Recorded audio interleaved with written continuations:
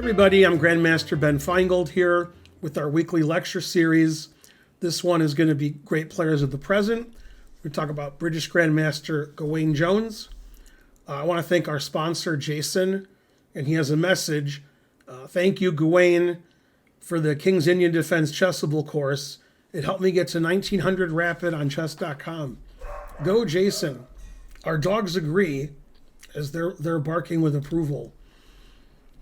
Okay, so Gawain Jones has been one of the top 5 or 10 British players for quite a long time. I would say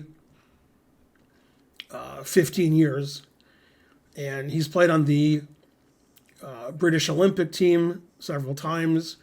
And he's also played in some World Cups representing Britain. He learned chess at the age of 4. He represented England in the World Junior and World Youth Championships when he was younger. And he was awarded the Grandmaster title in 2007.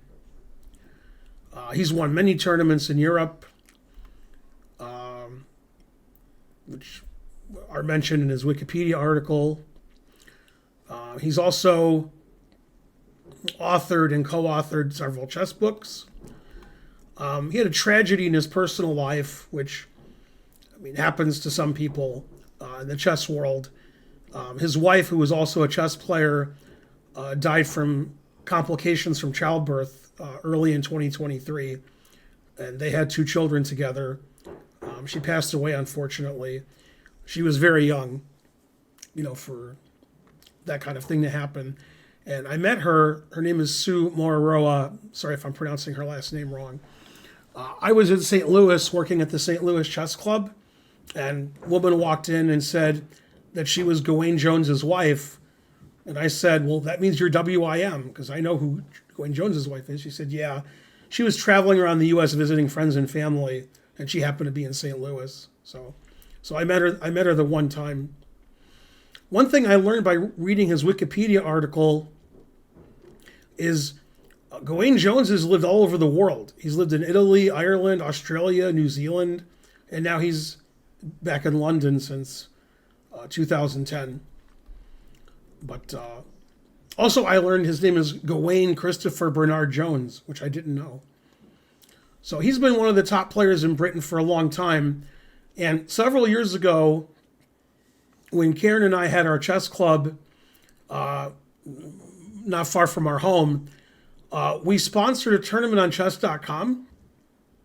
We had a tournament with prizes, and Gawain Jones played in our tournament, and I think he may have won the tournament, but he was one of the few grandmasters who played in our tournament online.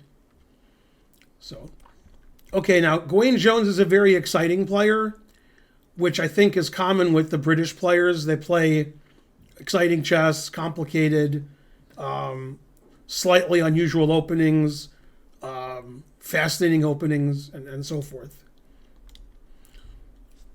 Okay, first game that I want to look at today is Gawain Jones is white against Loek van Wely.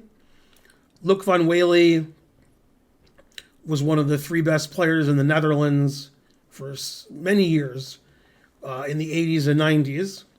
Now he's my age. Terrible. Boo. Stop being my age. And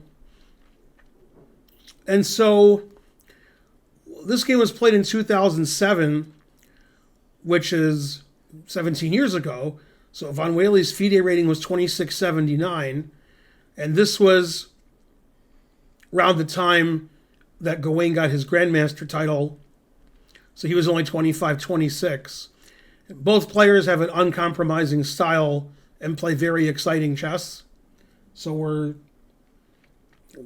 likely going to see something really interesting with sacrifices. It's just not clear which side's going to make the sacrifices. Okay, so Gawain's white. Played as Sicilian. And Gawain played something popular in England, the Grand Prix attack, which is so called because it's played a lot on the British Grand Prix. Chess circuit, knight c3 and f4. Don't see it a lot at the Super GM level, but a lot of British grandmasters will get this position as white. Okay, knight d4, one of the common moves. Castles. A6 is a common move. Well, if the bishop goes to c4, it can just get harassed again by b5 later. So typically they go to d3 because you got to go somewhere. b5 anyway. Knight takes. And I know pawn takes is a move, but Von Wely took with the bishop, which I'm not familiar with. It's check, so he moved his king. Bishop b7. e5. This gives a square for the knight and bishop to go to e4, and it stops Black's bishop from trying to get back to Finegold on the king side. Rook a7, very unusual move, and these kinds of moves you wouldn't expect that don't make a ton of sense happen in a lot of Von Wely games. And as I was looking at the game earlier, I wondered, why did he play rook a7? And I actually found an idea. To me, it seems like white could play knight e2, and now we're threatening c3 and winning the bishop, or just taking the bishop is good for white also. Now, black has very unusual move, queen a8, which the point of rook a7, and we're threatening bishop takes g2 checkmate, and the bishop on d4 is preventing rook f2 and rook g1, and typically we could move our queen to e2 and defend it, but we've played knight e2, so we can't do that. So I think the point of rook a7 is to prevent white from playing knight e2. It's very creative. Okay, Gawain played bishop e4, and they traded bishop c3. Bishop's attacked on e4, so bishop b7. And now the other point of Von Wely's move is he probably thought bishop e4 was bad because he's defending b7, and he decided to win a pawn, which doesn't really bother Gawain Jones. He likes to sacrifice. Bishop takes b2. That's the definition of a desperado. For more information on desperado tactics, see the Eagles. So in this position, black can take the bishop, and then white will take the bishop one way or the other on c3. So you desperado your bishop and win a pawn for it. Then you take, and now black is a pawn ahead. Fortunately, black's development and king safety is not so good. So f5, starting the attack. White has excellent compensation for a pawn. Knight h6.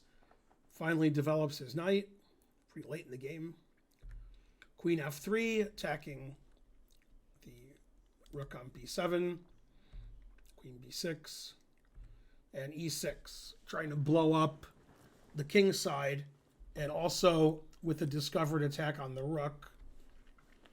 So he plays f6, never play f6. Takes on g6. Takes on g6. And sacrifices his bishop with bishop takes f6. Now here, if I was black, I would investigate moves like rook f8 or castles to pin the bishop to the queen. But, our knight's not defended, so white can always play queen h3, attacking the knight, unpinning also. So, for example, castles, not only could I play queen h3, I could play something like queen g3, and I'm threatening the g6 pawn, and if you defend it, that's pretty temporary. And then white's crashing through and taking everything with check, and black's king is pretty bad. So if rook f8 doesn't work and castles doesn't work, he took the bishop, makes sense. Queen takes, threatens the rook in the corner. And by process of elimination, black has to play rook g8. If you play rook f8, you get checkmated in 1. And if you play rook h7, you get checkmated in 1. And if you don't move your rook, I'll take it with check. So, played rook g8. Then rook e1, bringing the last piece into the attack. This is a very Morphy-like move. Rook on a1 was doing nothing. Now white has tons of threats. Black's up a knight, but his king is just very badly placed. Von Wely played d5. Queen g5 attacking the knight, and the knight doesn't have anywhere to go. If you play knight f5, I can just take it because the g-pawn's pinned. So he played rook e7. Could also play rook h8. Then I would take with check. I assume he would go here. Then I could play e7 check, and you can't take on e7 because your queen would be hanging. And then if you move your king, I can promote my pawn to a queen. So it's not good.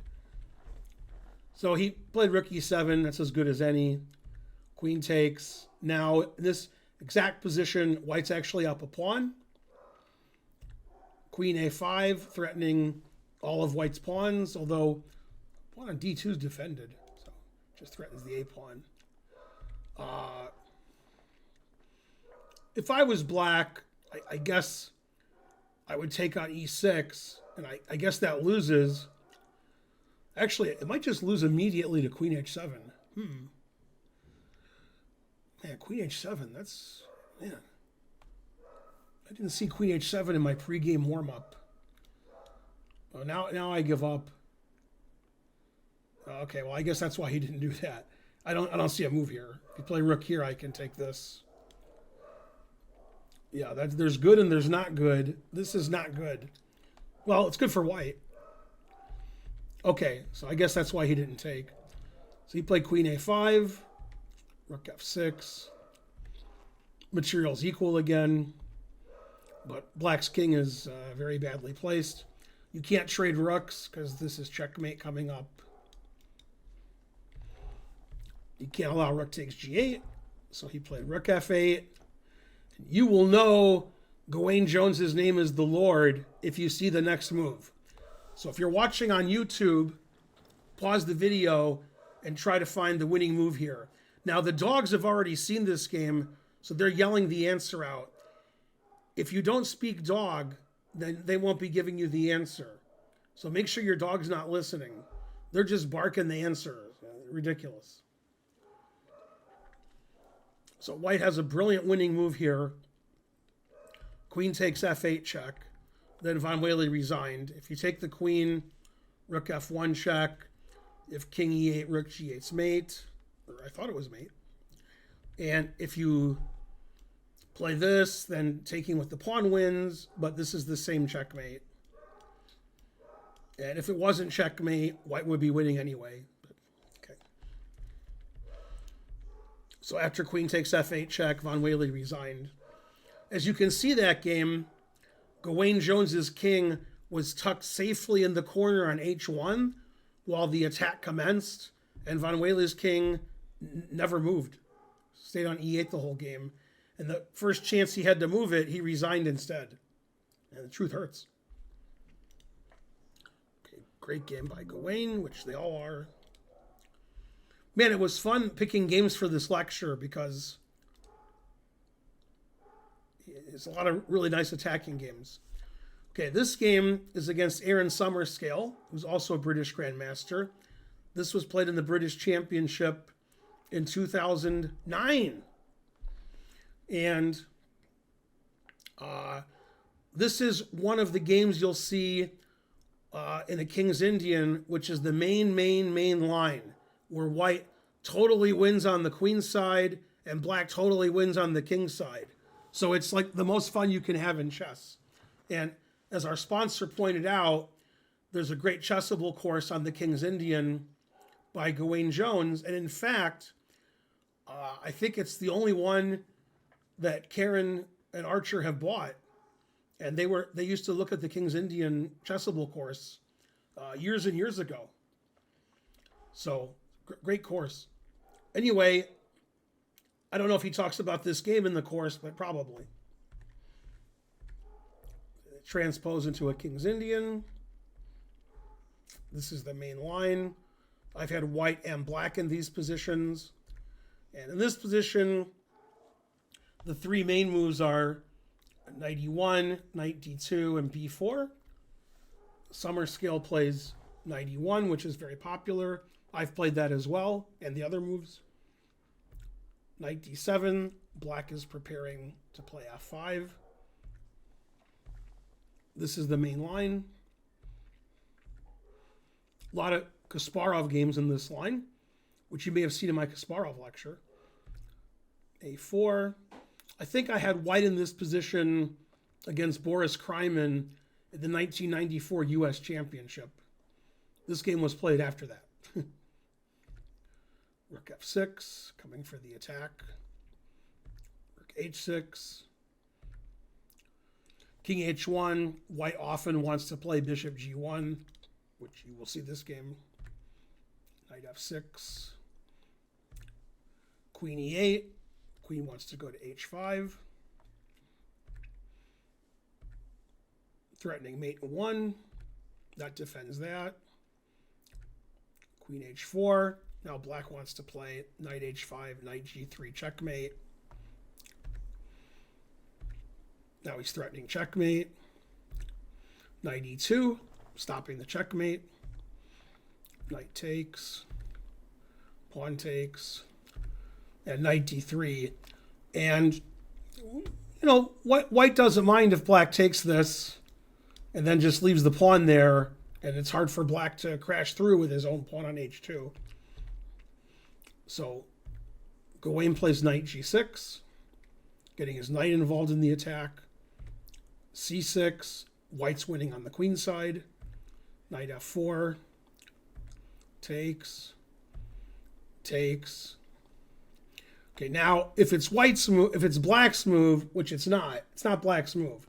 If it was black's move, but it's not. So we'll make a random move for white. La la la la la. Okay.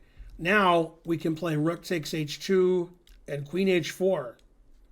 And this is the famous game, The Truth versus It Hurts. Because now we're going to play queen takes h2 mate. So that's why Gawain Jones traded knights on f4. Now he has that threat. So white played queen e1. And the idea is, if you do the same mate I just showed you, now we see why white played queen e1. Now he can play queen takes g3, and white's up a rook.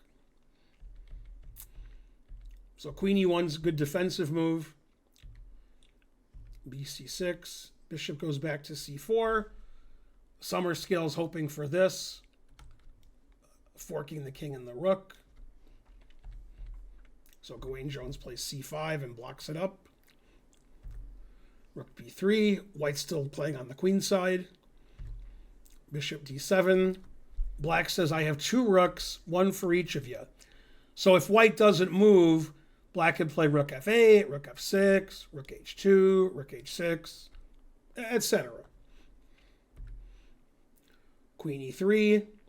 Now, if I play this rook sacrifice, then white has to play queen g1, which I think is what happened, if I remember correctly. Yeah, that is what happened. And now black doesn't want to take on h2 because white can't move. Black wants to play rook somehow to h6. So rook f8, makes sense. And white's up a rook, but white's king side don't look too good. Looks like the bishop is trapped, the king is trapped, and the queen is trapped. And black is just going to play rook here, rook here. So white infiltrates on the queen side, and he plays rook f4. He has another idea, takes, and then queen h6, with the obvious idea of playing rook h4. And knowing that black is going to play rook h4, you try to find a defense, and Gawain Jones is obvious what he's threatening. Summerscale thought and said, well, there is no defense. There's nothing that white can do about rook h4, rook h2 check, which leads to mate. So here Summerscale resigned. I'll show you like a normal kind of way of trying to get out. Move the rook, move the queen, but this is still mate.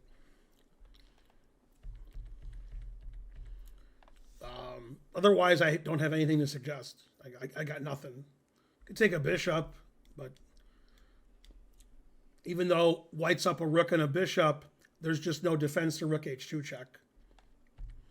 So that was a very nice game where black was sacrificing a lot and getting a big attack, and white was playing some good defensive moves. But eventually, white never finished the job on the queen side. Typically, we would have won a queen or pawn by now, or take a lot of black pieces. And black was always having a big attack on the king side. And those are typical kind of King's Indian games in the main line like that. So I recommend the Gawain Jones course because he's such a good King's Indian player.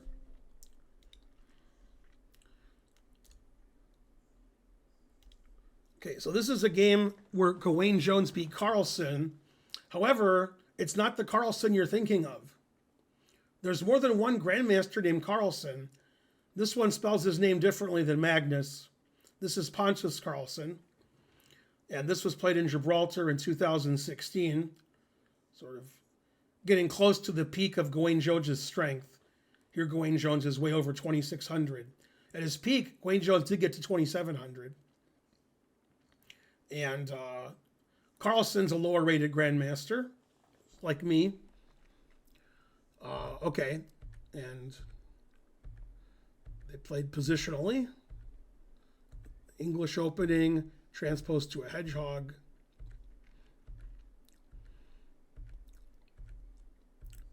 Not super exciting yet. You have to wait till later to get super exciting. And this is just a hedgehog kind of English position. White's slightly better. White has more space. Okay, now white has serious threats already with the bishop and queen attacking g7. If it's white's move, knight takes e6 wins, knight c6 wins, knight f5 probably wins. But knight e6 and knight c6 definitely win because we're threatening mate plus the queen. So Carlsson plays bishop f8, always play bishop f8. And then e5 starts the tactics. Discovered attack on the bishop on b7. Trade. And they trade. And that opens up, this diagonal and these squares in the center for white's pieces. As you can see, even though we're on move 20 or so, I'm not sure what move number it is, but it's about 20. Black's pieces are all in the back rank. It's unusual, but black is playing very solid but passive. Knight d7, immediately rectifying all the pieces on the back rank. Rook goes back. d1. And black gets counterplay on the queen's side, which is very common in the hedgehog. If white's greedy and takes twice, then black can play queen c6 or queen b7 check and win the knight on b5. So obviously Gawain Jones isn't going to do that. Plays rook c1. Attacks the queen. Check. King goes back. Knight b6 attacking the rook. Knight on d5 is excellent. Now the knights are next to each other. And both obtain good squares in the center. Rook e2. Looks like about an equal position. a3. Queen f3, pinning the knight. Rook e5. And then g6 is very weakening of black's king. But black wants to play bishop g7 and didn't see why that wouldn't be a good idea. h4. Bishop g7. Now, Gawain Jones must know about me as a chess coach because one of my rules, which he follows here, is always sack the exchange. And obviously, if black captures on g7, on the bishop on g7 to e5, that weakens all the dark squares around black's king, although it does win the exchange. And Gawain Jones likes to sacrifice an attack, so he just played h5. And, you know, when you play bishop g7 and the guy leaves his rook there, I mean, you should take it. And then white has tremendous compensation with white's dark squared bishop totally dominating the diagonal here, and black's king is in a mess. But probably I would still take the rook because I played g6, bishop g7, so, you know. But he didn't do it. He was worried. So he played knight f6 and said, let's trade queens, and I'm threatening your pawn, and our queens are attacking each other, and so forth. Gawain Jones took on g6. Now if black trades queens, white actually doesn't take back. White takes on f7 or h7 first, I guess f7, and then takes the queen next move, winning a pawn. So Carlsson just played hg. And again, if they trade queens, I guess I slightly prefer black in that position. But okay, he didn't play sack the exchange, h4, h5 to trade queens. So he plays queen e2, and he's got 4 pieces attacking the e6 pawn. So it looks like a sacrifice might be coming. Knight d5, and knight takes e6. The sacrifice has come. And this is a very complicated sacrifice because it's what we call a long-term sacrifice. It's not like if you take on e6, white wins immediately. It's eventually I have a big attack, and in the long run, black is never going to say, oh, I'm safe. In the long run, black's never safe. Black just has to keep defending the rest of the game. It doesn't mean it's a sound sacrifice, but it looks like it is because black's king is going to be open the rest of the game. So he took the knight. Oh, give me the knight. And then queen g4. So leaving the rook on e5 to be captured again, white wants to play queen g6 or queen takes e6 check. And black's king isn't so good. Played rook e8, defending his pawn on e6. Queen takes g6, attacking the rook. Rook f7. Rook h5. Again, black's up a piece, but white has this perpetual attack. Not perpetual check, but the attack just goes on forever. Now, white has an immediate threat here. If it's white's move, white takes the bishop, and if black takes back, queen takes rook on e8 is checkmate. So probably black should do something about that. So queen b6. Now black is threatening queen takes f2 check. Rook e2. Okay, once again, white's now threatening bishop takes, rook takes, queen takes check. So rook e7, stopping that. And unfortunately, that leads to a nice combination that's winning for white. Of course, if you play rook f8, this is checkmate right away. So, you know, black's in time trouble trying to figure out how to stop the attack, and rook e7 just doesn't work. So if you're watching on YouTube, you can pause your video and try to find the winning idea here for white. Okay, and we're back.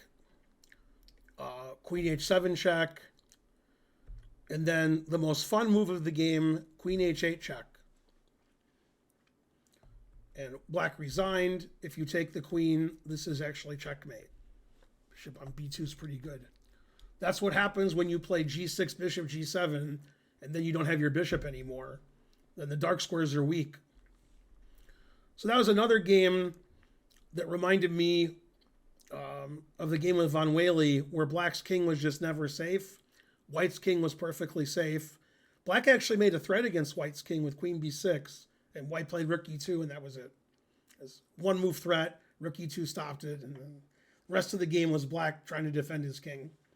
And I've noticed, especially at the lower levels, although this isn't the lower levels, if somebody's attacking and somebody's defending, the attacker usually wins because defense is hard.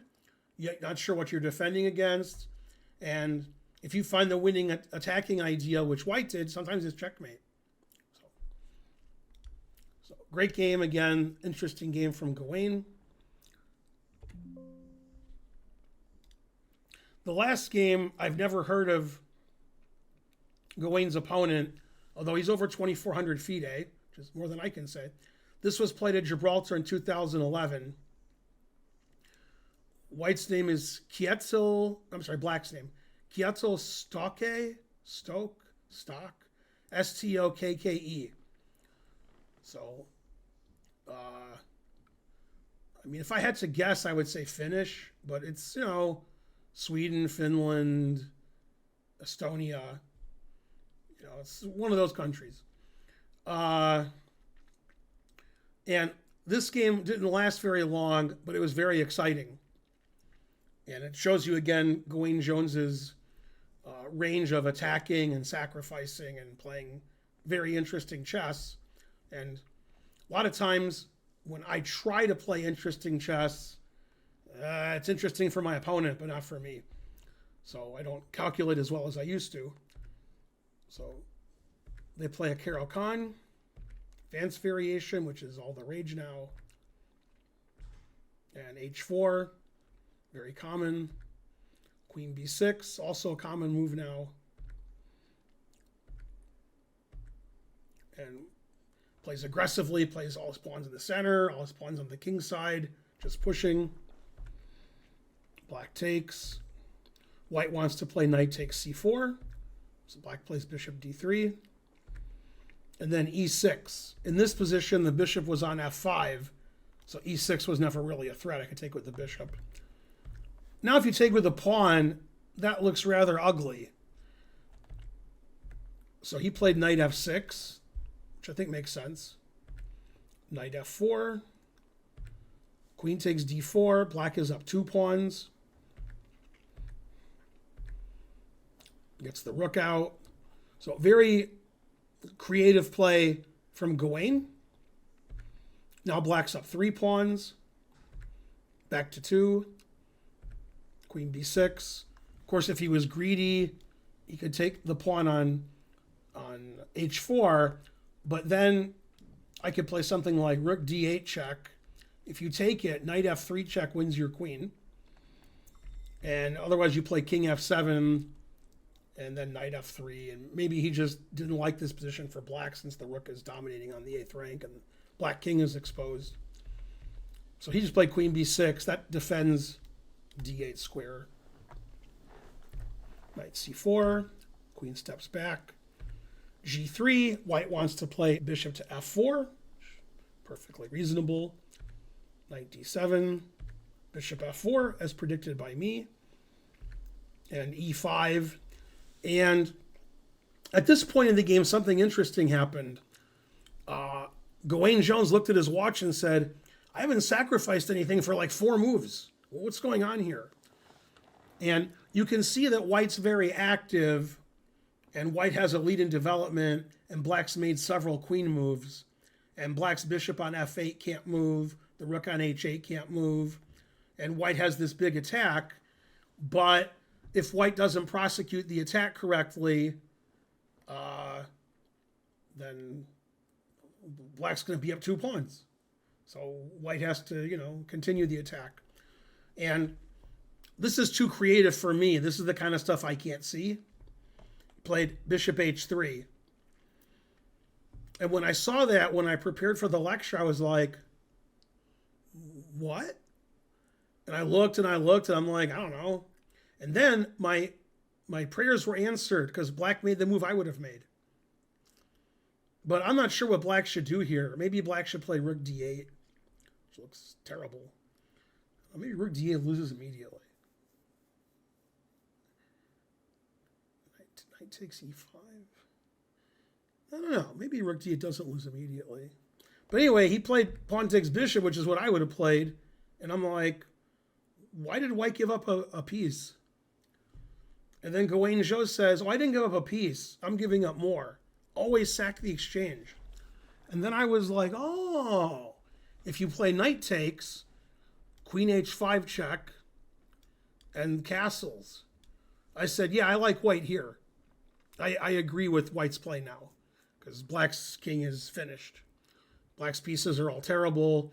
White's threatening knight to e5 or queen f5, and black's finished. So just terrible. Okay, so I understood that, but I didn't see rook takes knight ahead of time. So I mean, bishop h3 is a brilliant move. Rook takes. So he moved his queen. Queen b8. Queen d3, threatening queen g6 checkmate with advantage. And in this position, black's up 2 pawns, but I like white because queen g6 mate. Took the rook. Queen takes. Queen f5. If you play king g8, then I check and mate. So he played king e8. Makes sense. Then long castle. That's a really nice finishing move. Now we're threatening queen g6 mate with advantage. Also, I guess knight e5 is pretty good too. So yeah, this position looks absolutely dreadful for black. We're late in the game, and all of black's pieces are on the back rank, and white's threatening mate in 1. And I don't see anything to do here. If you play e6 with the idea of, hey, I have king e7 now, then mate. So I don't see another move. Anyway, black did what I would have done. He resigned, since I don't see a defense to queen g6 mate. And if you could defend queen g6 mate, you're still lost. White's only down an exchange, and white has all his pieces mating black. So those were similar games, the games that we looked at in the lecture, because Gawain Jones would sacrifice material and get a mating attack. And since this is a lecture about him, he was always on the winning side. And that's 4 more exciting games than any of the games that I play. When I play in slow chess, the games are sort of boring. But somehow Gawain Jones is able to play exciting chess and get winning positions. Which, it's easy to play exciting chess, but then sometimes you're like, oh, I lost all my pieces. But he was always in control. Black's position looks ridiculous. And Gawain Jones played excellent chess. And that's why at his peak rating, he was 2,700 FIDE. He's played in the World Team Championship, the Olympiad. He's been British champion 3 times. And he's been one of the top 5 players in Britain for the last 10 years. So that was a really exciting games from Gawain Jones. If you'd like to sponsor a lecture, please contact my wife, Karen. Information's in the video. I want to thank our sponsor again, Jason, who wants to thank Gawain for making the King's Indian course in Chessable, which led to Jason getting to 1900 on chess.com. I'm Grandmaster Ben Finegold. Thanks for watching. Please like and subscribe and leave a comment. That really helps the channel. And I'll see you guys next time with more lectures. Bye, everybody.